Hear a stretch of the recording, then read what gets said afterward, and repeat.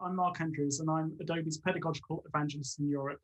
And initially, I was a lecturer of computer science, and I've spent my career operating at that kind of intersection between technology, educational strategy, and operations, really with that holy grail viewpoint of trying to seek to leverage the opportunity of digital technology to support teaching and learning innovation at scale.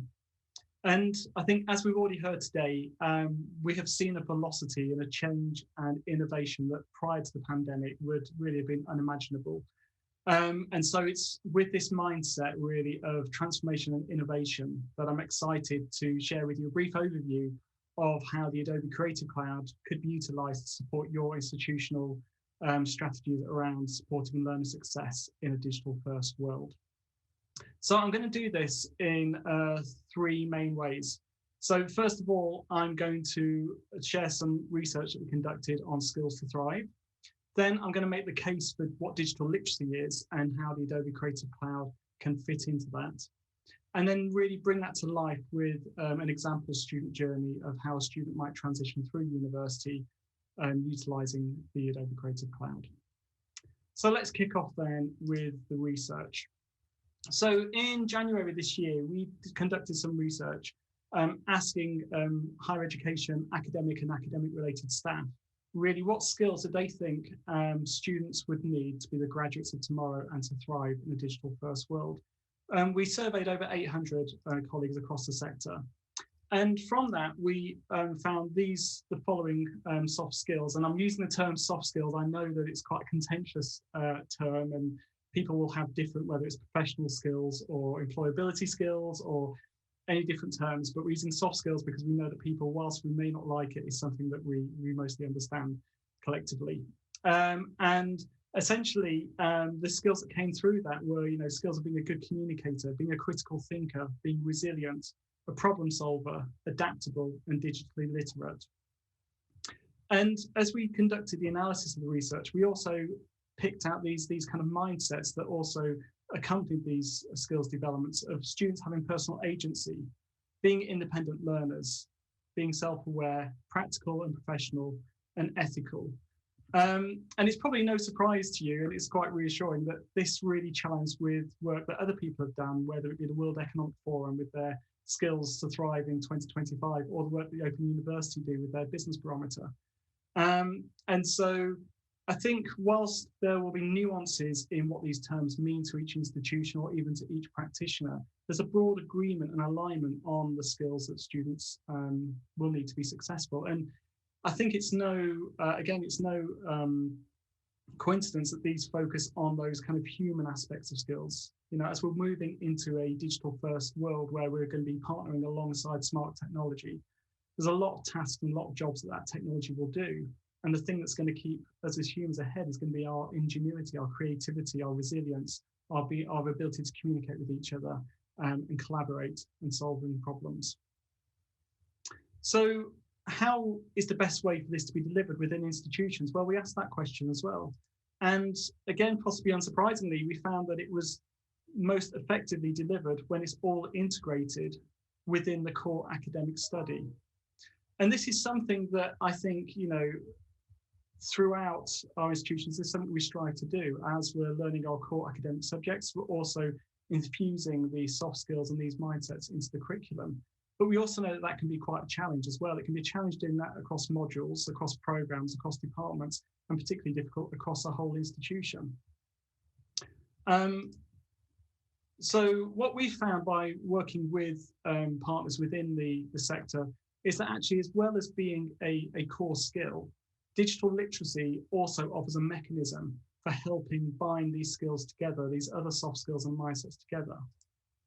And so let's just look a little bit at what digital literacy is. Well, we did some work with THE a few months ago, and they did a bit of a literature review looking at digital literacy and found that actually one of the first recollections of digital literacy or definitions was by Paul Glissner in 1997, who talked about the idea of digital literacy being around mastering ideas and not keystrokes. And I think as that image portrays, that was the state of our technology back in 1997. But even then, we were talking about using technology as a communication mechanism, as a mechanism for generating ideas and sharing ideas. So then if we fast forward to now, and we see that digital literacy, as defined by the New Media Consortium in 2017, found that digital literacy is the power to use digital tools to solve problems, produce innovative projects, enhance communication, and prepare for the challenges of an increasingly digital world. And when you look at that kind of statement, you can see that things like digital skills and digital capabilities form part of this. But the idea of the digital literacy is that active application of digital skills and capabilities to an applied problem. And when we view it a bit like that, we can then start to see that digital literacy can be used as a strategy to help in the accomplishment of these other skills as well. So you may be thinking, is this Adobe saying this? Well, we are saying this, but also some of our sector-wide partners are. In primary and secondary education, we've partnered with the Welsh and the Northern Ireland governments on supporting them in developing a curriculum for the 21st century and helping them in rethinking their curriculum for a digital first world. And so here's a quote from Kirsty Williams, who's the education minister for the Welsh government, who said, look, our children need to be literate. They need to be numerate, but because of the world we are sending them into, they need to be digitally competent too. And so with this, we're working with them on providing Adobe Spark to every primary and secondary school student, and also working on the development of curriculum. More broadly than that, we've just announced a partnership with Khan Academy, where we're developing curriculum again for school education globally that infuses those key digital literacy and creativity skills into the curriculum. And then we move up through the academic sector to higher education. We work with higher education institutions through our Creative Campus collaboration program, of which the University of Utah is one of our 46 university partners. And here is the reason that really the University of Utah decided to partner with Adobe. Ruth Watkins says, the students will continue to live, work and study in a digital economy. They must be prepared with the tools they need to succeed. If you'd like to learn more about Utah's study and story, please go and visit our kiosk, our virtual kiosk, and you'll see a video there where you can learn more about how Adobe has partnered with the University of Utah and how we partner with universities more broadly through our Creative Campus program. But then let's move on and look a little bit at the fundamentals. What is it that they see within Creative Cloud that they think is helping them? Well, let me take you through what Creative Cloud is. So with Creative Cloud, we have this vision of creativity for all. And when we're talking about creativity for all, it's this notion that everybody, regardless of their academic discipline or stage, has a story to tell, and that everyone is innately creative as a human. And indeed, when we think about that in the education realm, that notion of creation and creativity is central to many kind of active learning theories and experiences. And simply put, Creative Cloud provides your learners and faculty with their own kind of digital makerspace. And it does this by being at its heart is a suite of the industry-leading apps and services that cover the full gamut of digital creativity, from the ones that you'll know from photography or from publishing, to video and motion graphics, to drawing and illustration. So some of those newer disciplines, such as user interface design, user experience design, 3D and augmented reality. And as I've just articulated with the schools example, our tools within Creative Cloud will work whether you're a primary school student looking at how to develop a history project, all the way up to a postgraduate or master's or PhD student who's doing their research, or whether it also be beyond that, being a creative pro or a communicator, or anybody who has to communicate with digital tools. And fitting with where we are in today's technology landscape, our tools are increasingly working across multi-surfaces and multi-device. So the apps and services that are available on your mobile phone or on your tablets are almost as strong as the ones that you have available on your desktop as well. And as well as the apps and the services, we also bundle in the Creative Cloud services, which brings functionality such as collaboration, remote collaboration amongst people to work together, to share ideas and to share projects. all of our tools have our Adobe Sensei technology baked in as well, which is our artificial intelligence engine, which means that you can focus on being creative and sharing your ideas and worry less and less about how you actually accomplish that. We have the Adobe Education Exchange, which is our go-to resource, which is built by educators for educators, which is full of lesson plans, examples of how to use Creative Cloud within curriculum. And you've got the things like cloud syncing and storage and other elements as well. And then for the technology people amongst us, we also, through Creative Cloud and through the enterprise, it's an enterprise platform, which means it has APIs that will hook into your administration systems. We have learning management system integrations into things like Canvas and into Blackboard, which enables single sign-on and viewing Creative Cloud content. And also at the back end, user management by plugging into tools like Azure or your Active Directory. So that's all great, but what does this really mean to your institution? Well, it could mean many things, and depending on your institutional scenario and situation, it may be different, but 4 things that it could be. One is it could enable your flexible and personalized learning models. We know through the pandemic that things like flipped learning, hybrid learning are going to stay. It was a preference of learners before the pandemic, and I think research has shown that has continued, particularly amongst people returning to study. That research that came from King's College a couple of weeks ago showing that mature learners preferred a blended approach. Creative Cloud can help with those kind of pedagogical approaches. And then for our faculty, it can embed that pedagogical innovation in learning and assessment. Again, over the pandemic, we've seen an explosion of innovation from faculty who, given the mediums, have had to work out how to replace things like exams or how to deliver content in new ways. And so they've really been experimenting. With Creative Cloud, you have an enterprise platform that will enable your faculty to continue that innovation and think about new ways of assessing, new ways that students might generate content. And then the bit that we've just been talking about is also a platform that as students use it, with the breadth of tools that are available there, it can cultivate that idea of student agency and student choice as they choose which is going to be their superpower.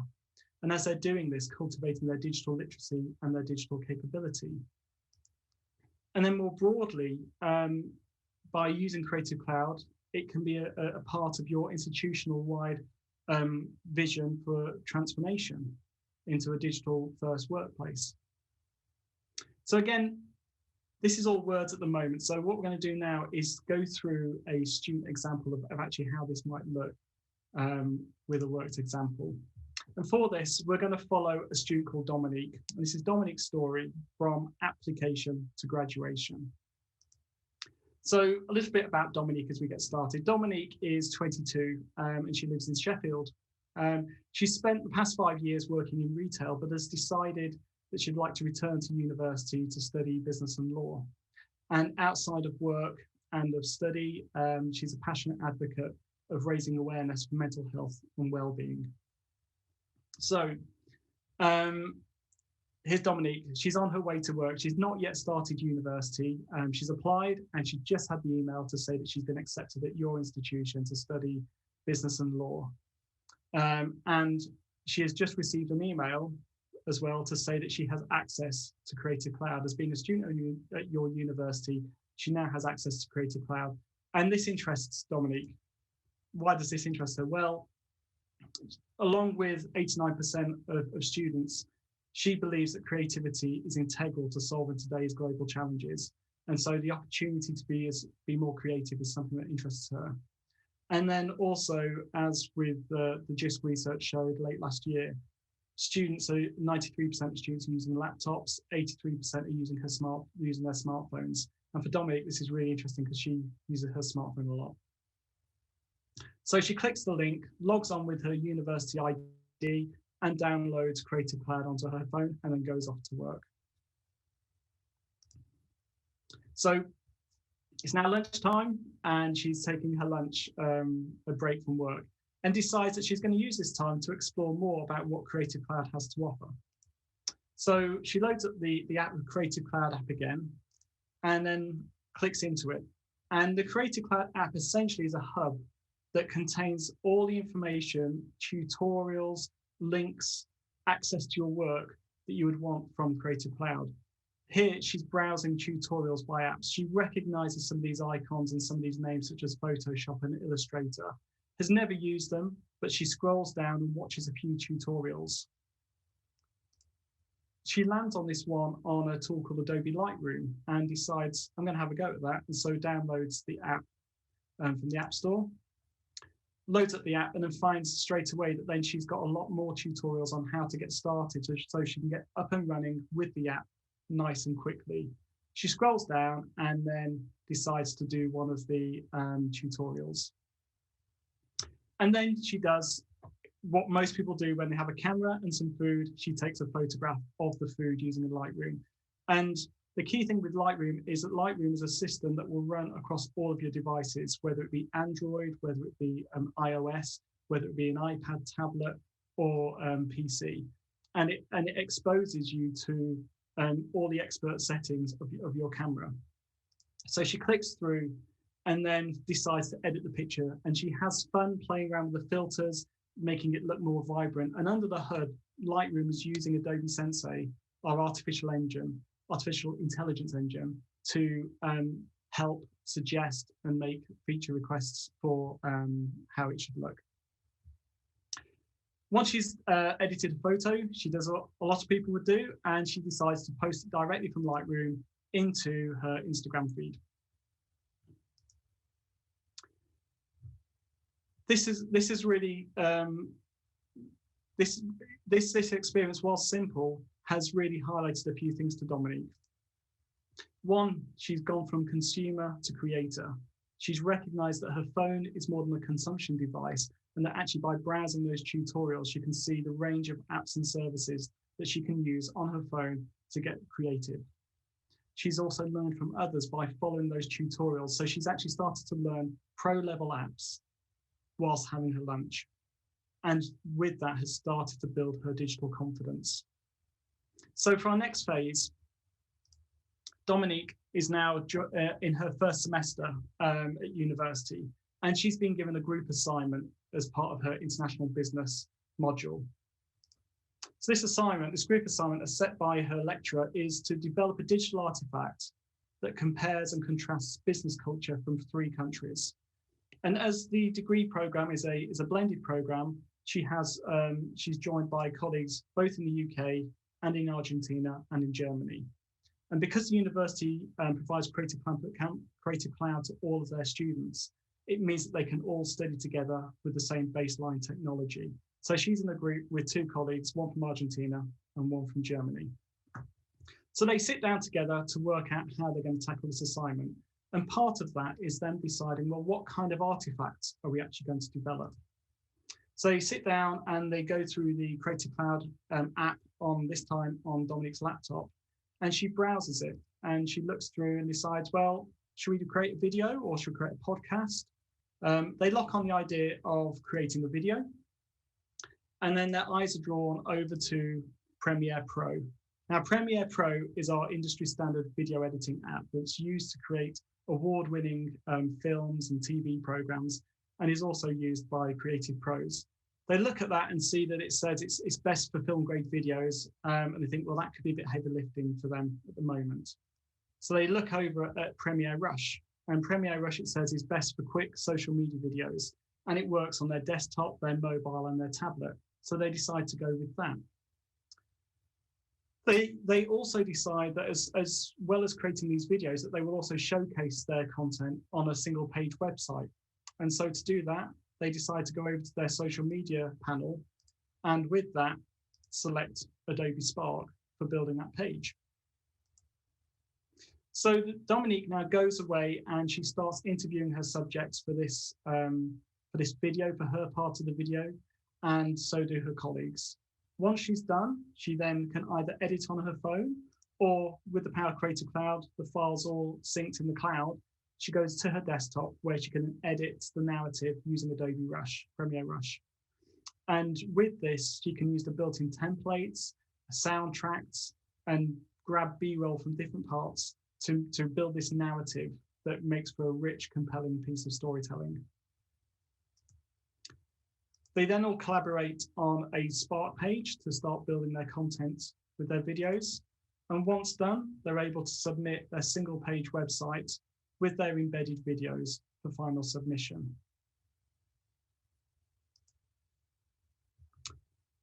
We're now in year 2, and Dominique is now getting involved in the student union. And the student union are wanting to have a campaign to raise awareness of World Mental Health Day on campus. And so Dominique, being an advocate for mental health and well-being, decides to get involved and to help them with that effort. She's also becoming more and more confident with the Creative Cloud apps and services and becoming more digital literate. So she's going to use this as an opportunity to test herself a little bit and to grow that capability. So to create this kind of this media, what she decides to do, she decides to actually experiment with Adobe Illustrator. She could have developed something using Adobe Spark, but she wants to test herself. So she moves over to Adobe Illustrator. But to get some help, she's going to take a template from Adobe stock to get her started. And then to showcase the idea to the 3 other guys as part of the group, she's going to put that design into our 3D app, Adobe Dimension. So she opens up Illustrator and first possibly finds it a little bit confusing, downloads a template from Adobe stock, and then follows some tutorials to really start to learn the tool. And before long, she's mastered it and she's built her poster. She then takes that poster out, loads up Dimension on her laptop, and again gets a 3D model of a bus shelter from which she's able to render and display her poster on there. She's then able to then show that to the rest of the committee to get sign off before then sending out to get prints made. In this final part of the journey, she's now in year 3 and she's doing her dissertation. Her dissertation will, like most dissertations, will be made up of a literature review, her research as she goes through, and her write-up. So as she's working through this, she uses Adobe Acrobat to conduct a literature review. As she's getting journal articles from the databases, she's putting them into Acrobat, from which she can comment on them, highlight key passages. She can even share the articles through that with her tutor, with her tutor to discuss, and they can work out which are the key elements to include in the literature review. With it being Creative Cloud, this will also work from her mobile phone as well, and she can use Acrobat and comment with Acrobat on her mobile as well. And as comments come in, she'll be notified through Microsoft Teams and through email as well. Then she comes to actually writing up her dissertation. And again, as she's doing this, she shares regular copies of this with her supervisor using Acrobat, so that the supervisor, again, can be leaving comments and leaving feedback, and so can collaborators as she works through writing up the final submission. So she's now finished her degree program and hopefully has done very well. And through that journey, she has picked up vital creative and digital literacy skills. And as she's been working through it over the past 3 years, she's also been building up her Adobe Portfolio, which means that she now has a website that she can show to potential employers that showcase what skills Dominique has and what abilities Dominique has. She goes through. So as you can see, as we've gone through this journey, as she was preparing for university, she switched from being a consumer to being a creator. And then within the curriculum, she was able to utilize the active pedagogy that her lecturers were using to start building that capability, to start building those skills. As she then followed her trajectory through her passion projects, she was able to develop her digital superpower and go deeper with some of those tools to experiment and to play. And then through her dissertation, she was able to use Creative Cloud to collaborate and get some efficiency gains before then showcasing what she'd learned over those 3 years to others, and so gaining that edge. As she's been doing all of that as well, she was able, through an integrated approach, able to develop those key skills and was able to showcase those key skills to others as well. So I'm almost done. My last slide before we go to questions. Please do post questions if you have any.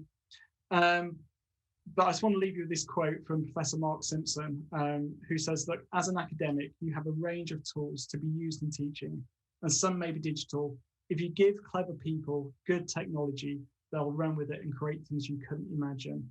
And I think this is the promise of Adobe Creative Cloud really within a curriculum, is that there's such a variety of tools and media that people can create that really, if we equip students and faculty with these tools, we can't imagine what they'll create with them and the innovation that can happen as a result. So thank you for your time. And I'll now have a look and see if you've got any questions. Okay, how do you balance the need for digital literacy with the concept of digital poverty? That is a fantastic question. And I think that the reality is we're going into a digital first world, which means we have to look at how we provide digital tools and hardware to students. I think with Creative Cloud, as I think I've shown there, the Creative Cloud tools will run on everything from Chromebooks to high-end PCs.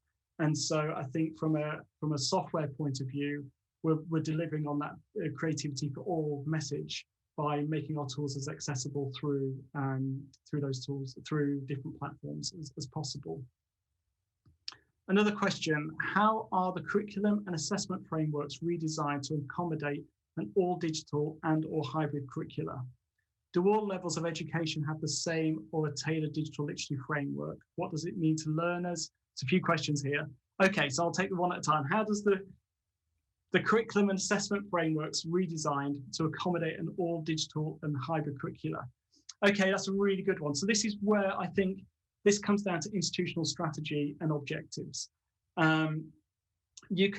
Each institution we speak to has a different framework for supporting digital literacy or supporting employability skills, and we'll do it in different ways. And so I think it's really down to the course design processes around how you build those into your frame, how you build those into your assessment plans, how you build those into your curriculum plans. It's a really good question. I would encourage you to get in contact with me and I can share with you some absolute examples of how that can be achieved. This is the kind of thing that when we're working with our Creative Campus institutions that we work on. Do all levels of education have the same or tailored digital literacy frameworks? So again, a good question. So I think we're finding that it's becoming more standardized at school education. But in higher education, there's advisory frameworks. So you've got things like the GIST digital capabilities work. You've got the European Union have got their digital competency framework. I don't think there's anything mandated yet for those. And I think there's a danger that if we do mandate these things, that they become about a kind of a transactional skills rather than baking it into other parts of the curriculum. Then your products are great. Okay, fantastic. Why digital literacy skills important to the workplace? So as I think I've mentioned, it's my final minute, with the Creative Campus program, we aim to work with institutions at a strategic level, institutions that really have got it as a strategic imperative to help foster digital literacy across their curriculum. And I would really encourage, if that chimes with you, that those people get in touch with us, and then we work out how we work with that institution, whether that's offering more support and guidance, whether that's collaborating within that Creative Campus network as well. That'll be how that happens. And I think I'm out of time. So Hannah, so I'd like to thank everyone for sticking with me for half an hour. I hope that's been useful to you. Please do drop by our virtual kiosk and have a look at the case study of the University of Utah. We've also got some research that we've recently completed with Times Higher Education in there as well.